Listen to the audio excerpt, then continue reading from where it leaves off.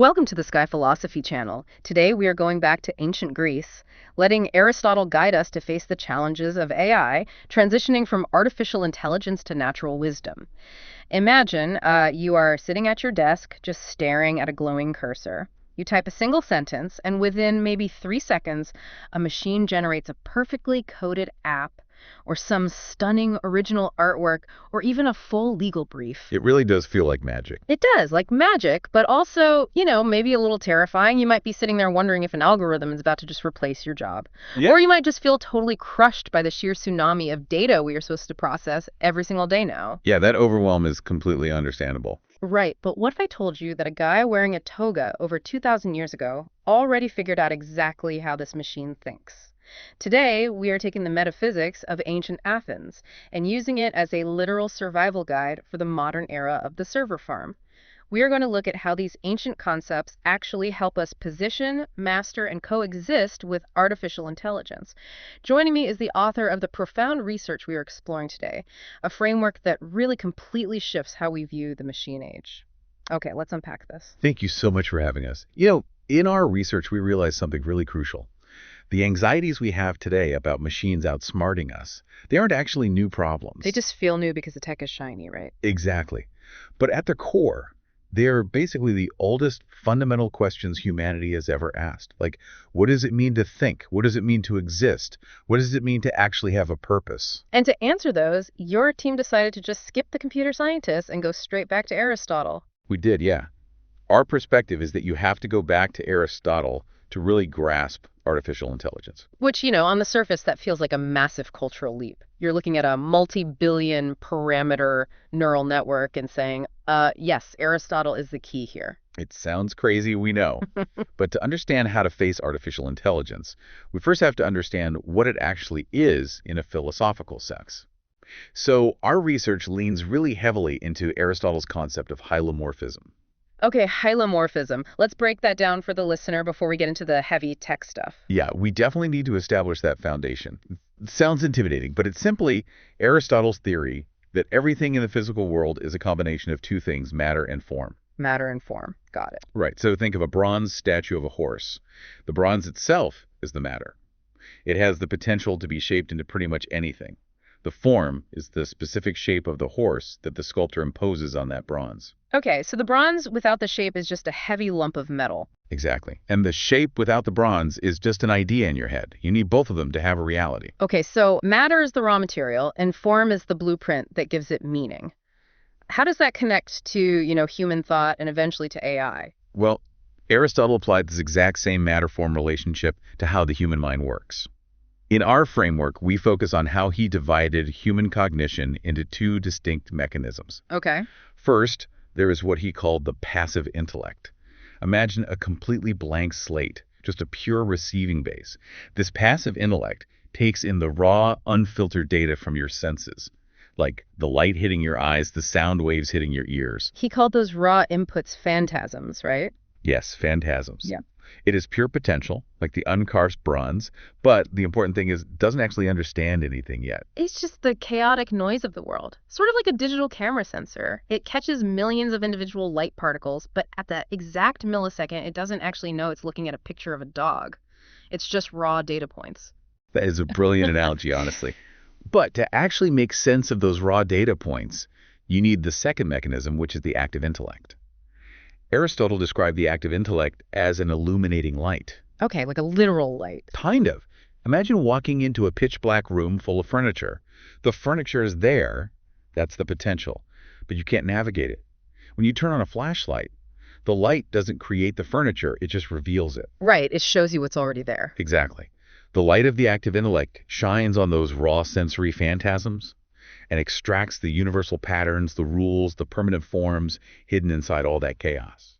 It turns potential knowledge into actual realized knowledge. So the passive intellect essentially dumps a million puzzle pieces on the table, and the active intellect is the mechanism that sorts them by color and figures out what the picture on the box is. Precisely.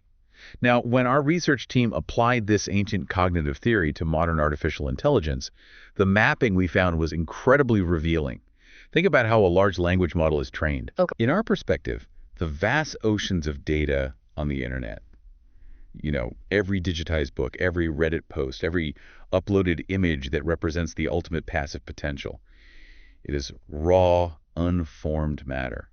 A digital blank slate containing basically the sum of human history. Just petabytes of chaotic, unstructured noise. Right. And the AI's algorithm acts as an artificial active intellect. It's like a trillion-watt flashlight shining onto this massive ocean of dark data.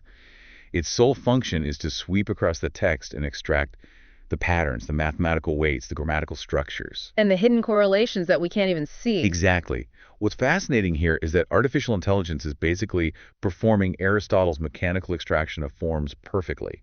It is doing the exact job of the active intellect, illuminating the dark matter of data to pull out the structure. Wait, I need to push back on this a little bit. Sure, go ahead. If the AI is extracting these perfect forms across billions of parameters, like finding connections in medical data or financial markets that a human brain could literally never process, isn't it technically smarter than us? Well, it depends on how you define smart. I mean, going back to your statue analogy, it's like the AI is the ultimate master sculptor, and the entire internet is just a giant block of bronze waiting to be carved. If it simulates this intellect so perfectly, how is it any different from actual human thought? It's a really vital distinction, and it's where a lot of people get confused by the illusion of intelligence. When we say the AI acts as the active intellect, we mean it performs the function of pattern extraction. But here's the critical difference. The AI does not comprehend the meaning of the form it extracts. Because it doesn't have a lived experience. Right. A human sculptor feels the cold resistance of the bronze. They understand the cultural weight of the horse they are carving. They feel the fatigue in their hands. The AI simply calculates the statistical probability that the word horse follows the word galloping. Ah, okay. It processes the how and the what at light speed, but it is entirely blind to the why. It's fundamentally hollow. So it's identifying the shape of the puzzle pieces and snapping them together purely based on geometry without ever stepping back to say, oh, this is a picture of a sunset, and sunsets are beautiful. Exactly. It has zero internal experience of the sunset. But that creates a massive problem for us today, right? We have built this super-powered pattern extractor, but it doesn't actually understand what it's looking at. So where does a tool like that fit into human society without breaking it? We need to figure out where artificial intelligence belongs. We do. And to do that, our research turned to another crucial aspect of Aristotle's philosophy, which is his categorization of knowledge. We argue that you cannot safely master a powerful tool until you properly categorize exactly what kind of knowledge it possesses. Okay, so how did Aristotle categorize knowledge? She divided human knowledge into three main types. The first is episteme. Think of this as pure science or universal truth. These are things that are eternally true and cannot be otherwise, like the laws of physics or mathematics. Well, like knowing that 2 + 2 = 4, regardless of how you feel about it today. Exactly. The second category is techne. This translates roughly to craft, art, or technical knowledge. It's the ability to make things based on a given blueprint, a set of rules, or a specific methodology. So like a carpenter building a bed. Yes, a carpenter uses techne. An engineer designing a bridge uses techne. Okay, so we have universal facts, and we have the technical skills to build things. What is the third? The third, and for our survival in the AI age the most important, is phronesis. This translates to practical wisdom or moral intuition. Practical wisdom. Right. Phronesis is the ability to act rightly in unique, messy, lived situations where there isn't a perfect blueprint. It requires lived experience, a deep sense of ethics, and an intuitive understanding of human consequences. Oh, wow. Here's where it gets really interesting.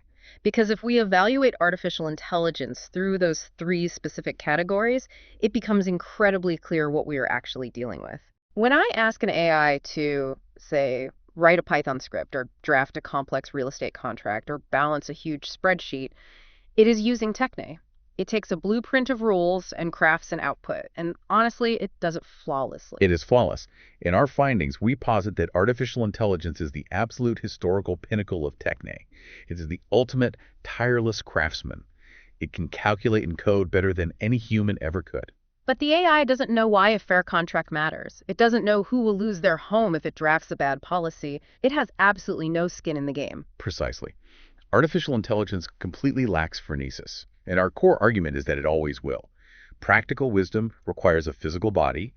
It requires a presence in the here and now, what philosophers call being on this shore of reality. Because it needs to feel the impact of its actions. Yes.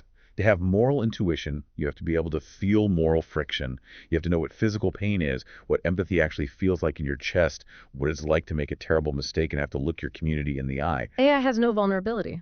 Right? No vulnerability, no mortality, and therefore it can have no true morality. Wait, let me stop you there, though.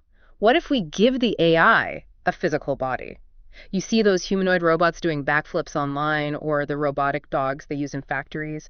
If an AI is put into a robot and that robot bumps its metallic toe or drops a box, doesn't it start interacting with the physical world? Doesn't it gain a kind of vulnerability then? It's a really common counter-argument. But a titanium chassis is not a mortal body. If a robot damages its sensor, it just registers an error code and reroutes a process. It does not experience suffering. It doesn't actually care if it breaks. Exactly. It does not fear its own non-existence. Yeah. Without the genuine, inescapable fear of death and the capacity for biological suffering, there is no true empathy.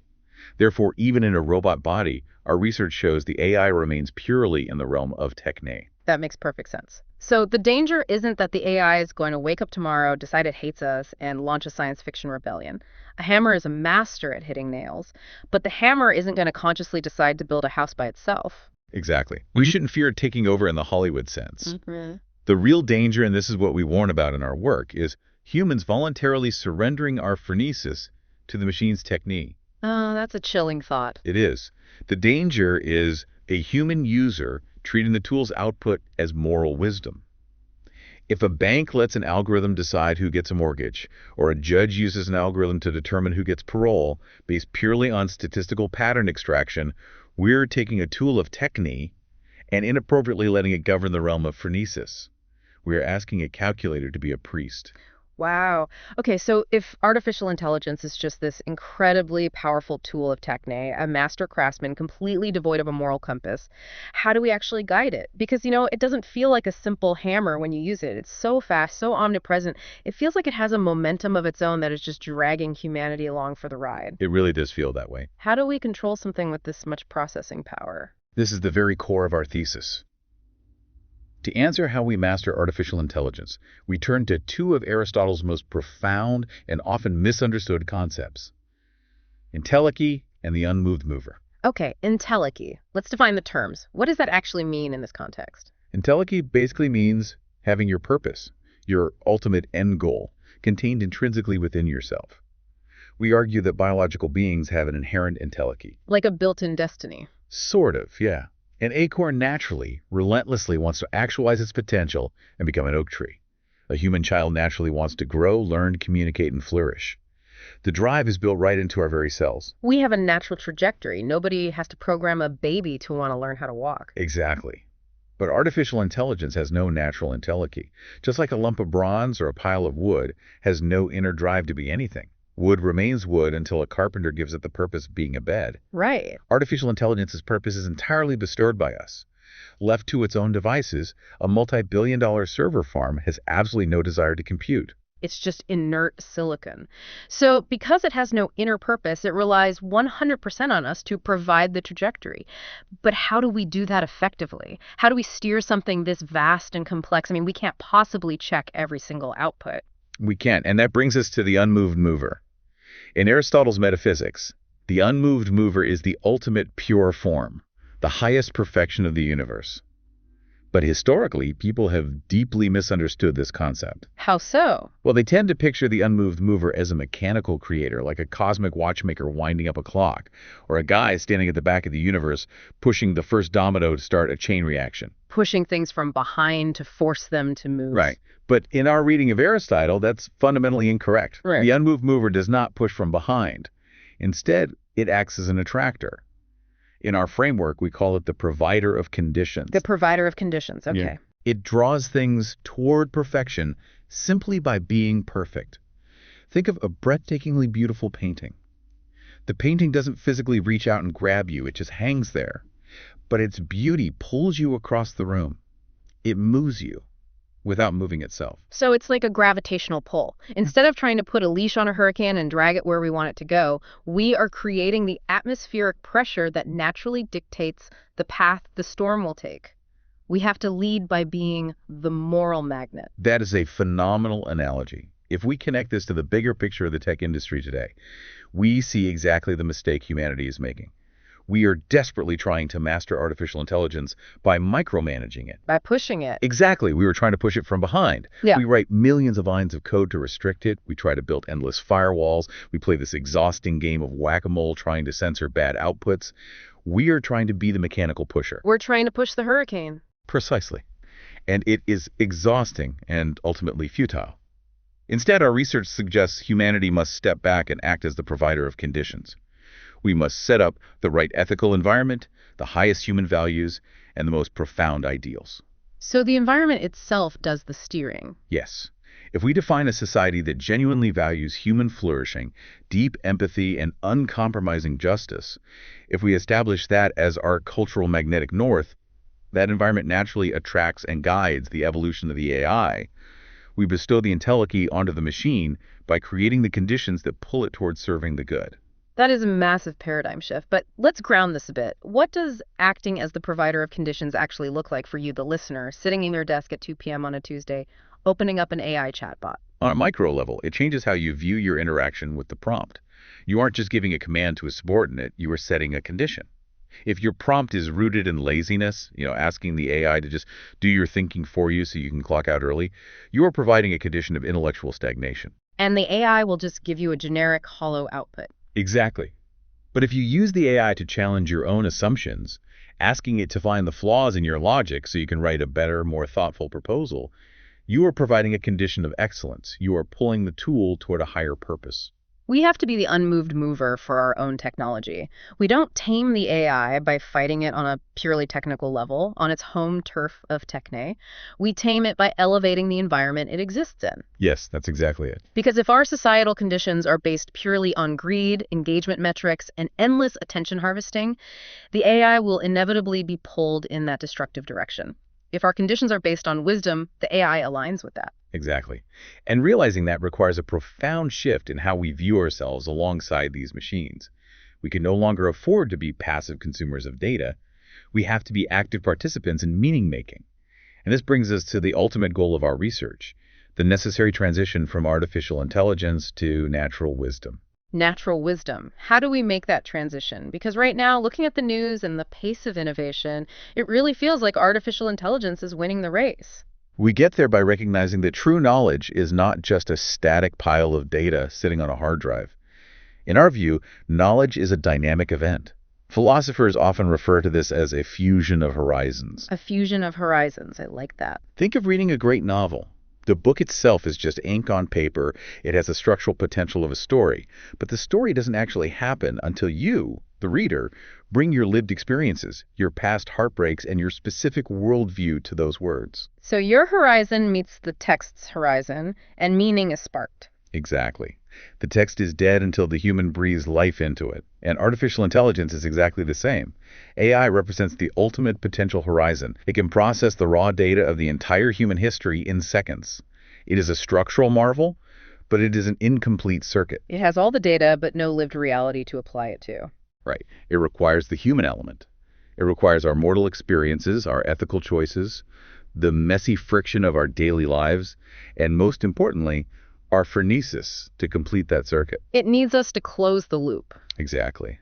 When we combine the computational, structural power of artificial intelligence with the lived, ethical reality of the human condition, we achieve natural wisdom. So, practically speaking, it's like a doctor using a highly advanced AI diagnostic tool. The AI can instantly read 10 million medical journals, cross-reference every known symptom, and highlight an obscure tumor in a millisecond. That is pure techne and active intellect. Flawless execution. Right. But the AI cannot look at a terrified patient sitting in the exam room, understand the context of that patient's family life, and decide how to deliver the news with compassion or decide which treatment plan actually fits the patient's personal values. Only the human doctor can do that. That combination is natural wisdom. That is a beautiful illustration. This raises an important question for our era. How do we elevate our own human experience in this new age? We do it by actively using AI as a medium.